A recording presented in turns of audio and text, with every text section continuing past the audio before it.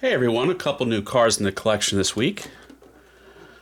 First up, this is kind of a special one. This is a 991 911 GT3, fully opening diecast by Mini Champs.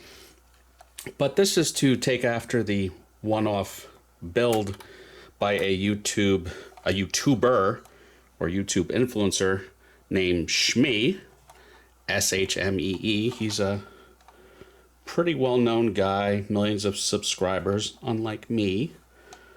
But yeah, Mini Champs did a small run of these diecasts to emulate his one-to-one build. It's a pretty unique spec, this color. I don't know the color, but it's a pretty neat green. It reminds me of an M&M color. And, you know, I've been a little negative on Mini Champs in the past. Their more recent efforts have not been as great. I've got a 991 sealed diecast turbo that the molding of like the door is so poor that you can't even make out the door pull, but the door handle. But this one's better. This is opening diecast. You've got a little bit of a helper spring to get the hood open. So there we go. You do have, you know, dog legs. A little disappointing at this price point because this does align with what a good auto art goes for, which would have scale hinges. You have a little bit of a carpeted frunk there, so that's nice to see. No real obvious flaws. Decent wheels and tires.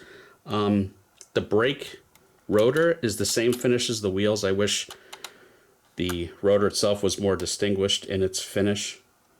It would be a little bit brighter, or if it was a carbon ceramic, it would have a darker finish. But that's just me being a bit nitpicky. We open up the door. See the stripe on the seats is pretty neat.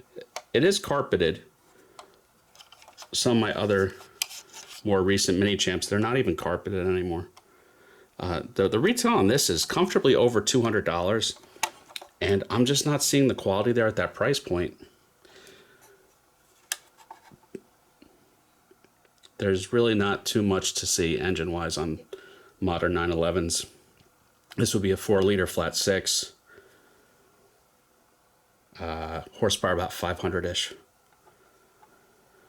Low 500s from memory. Now this was on sale. Sorry, I don't think it's available anymore on mint models. I got it for $83. At that price, I'm not mad at it. I think this is worth it at that price, but I don't think this is a $200 plus diecast. A lot of people, a lot of other manufacturers do the 991s, the 992s. So it's not unique subject matter. So you've got alternatives. I mean, the auto arts are very good. Even Norev has been doing some very good diecast for reasonable prices. I mean, it's neat to see this Shmee spec. And it is a limited edition. This is the packaging. It's car number 413. I have only 438, so it's a limited build. And it's a kind of an odd shaped box. It's a little smaller than a normal 1/18 box. It's a little tiny. Also new in the collection. Now this is sealed resin. Slightly more interesting subject matter because this is the 5th generation Camaro.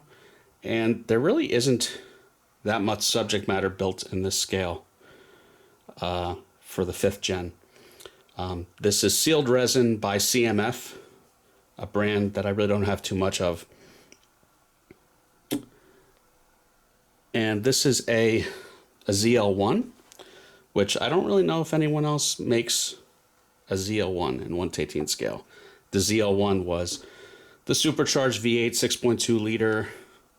I think the LSA was the name of the engine, about 560 horsepower, also found in the V2 Cadillac CTS-V, which I have a few of and I've reviewed on the channel already. But it's very heavy sealed resin. Detail's pretty good.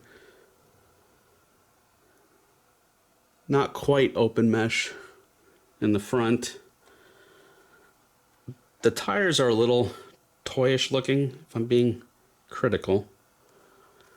Hard to make out the interior. Now you could get this, I think, in an automatic or a Tremec 6-speed, which I'd obviously prefer the manual. Very small production run, typically only a couple hundred of these, and they've become quite rare, often selling for a few $100s on eBay, and they originally would have retailed for about $100 or so from American Excellence. I got this reduced down to $95 because it came missing the Z in ZL1. I found something approximating it. It's a 3-dimensional little badge. It's not the right font, but it wound up being $95 after that little refund. There's the correct Z, if you can make that out. So it's no longer a perfect model, but at $95, I'm not mad at it. I think it's still pretty neat.